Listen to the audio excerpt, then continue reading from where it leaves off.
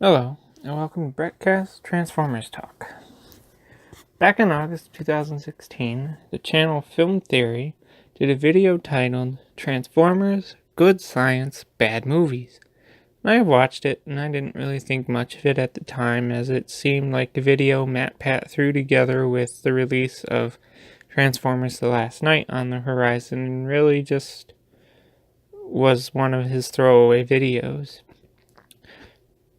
But I thought it would be fun to go back, watch it again, and kind of deconstruct it and see the flaws and what seems far-fetched, and maybe I'll point out something nice or good in it if I'm up for it.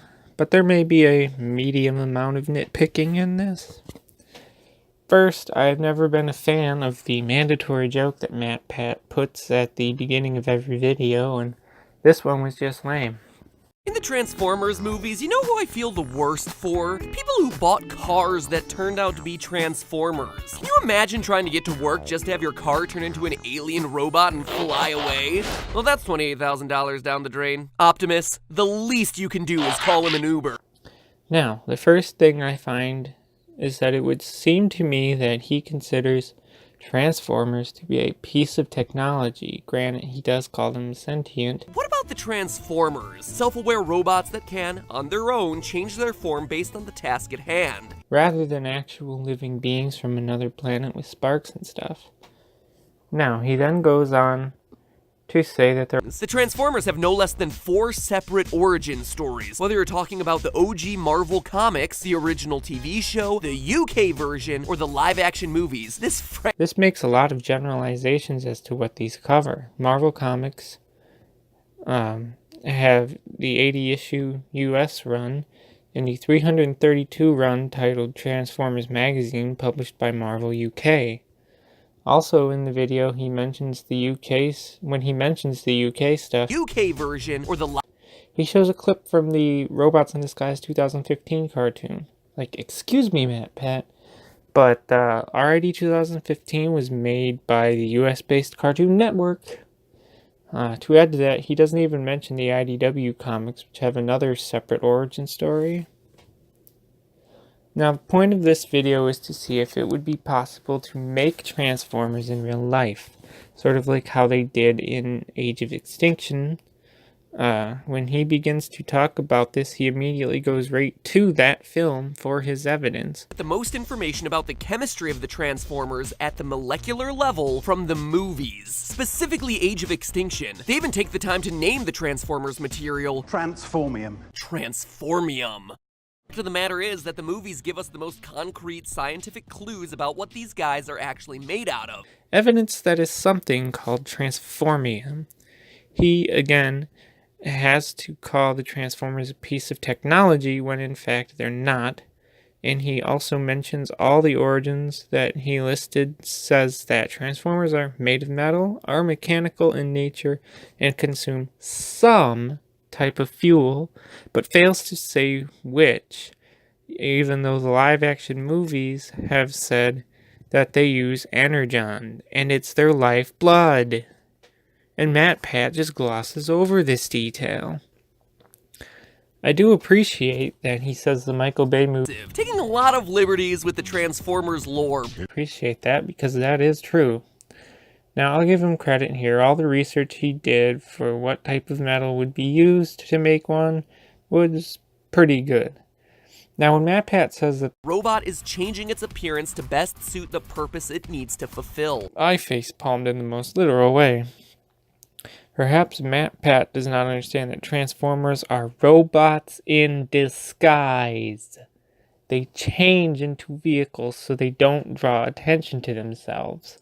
He shows a clip from Age of Extinction with Lockdown's transforming face gun here too.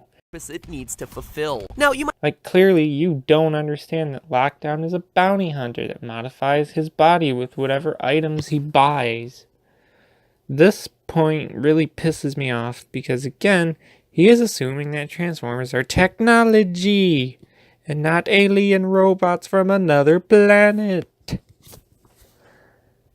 The whole thing about how one could make programmable matter was fine and a bit interesting, I think what MatPat should have said in this video is that this is a theory about how we could make transformium as seen in the Age of Extinction film, and thus make the type of quote-unquote transformers that are made in Age of Extinction with the transformium, ones like Galvatron.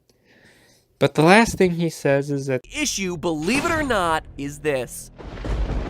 Batteries aren't included. Yes, are what are holding us back the most. The problem isn't creating transformers, it's powering them. there is no way to currently power something like a transformer, and he gives no explanation, and this is probably because the transformium seen in Age of Extinction never explains how it's done either.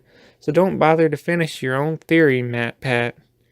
The main point I'm getting here is that MatPat really ignores the lore in favor of movie, this and that, and fails to see a few things. A few things that he missed is like this. 1. The reason that Transformers can transform is because of something called a T-cog, and not what they're made of. Secondly, they're alien robots from another planet, so whatever they're made of is not something you're going to find on Earth regardless. 3. MatPat misses the fact that Transformers run on energon. 4. They have sparks that are like souls. This is where their memories are stored. What gives each Transformer a different personality, or have any personality at all. Now, I don't hate MatPat at all. I just thought it would be fun to do a video like this, especially for me being a huge Transformers fanatic. I don't really care about this video, and I only don't mind the parts that he does his actual research. Clearly he doesn't care about Transformers, despite the bit about him saying he watched the hell out of Beast Wars, and really didn't dig that deep into the lore parts of it. He just knew that The Last Night was on its way into theaters and threw this half-assed theory that focuses mostly on stuff in Age of Extinction in an attempt to make some YouTube dollars. But that's all I have to say. If you want to get in on the conversation, leave a comment below. As always, thanks for listening, and goodbye.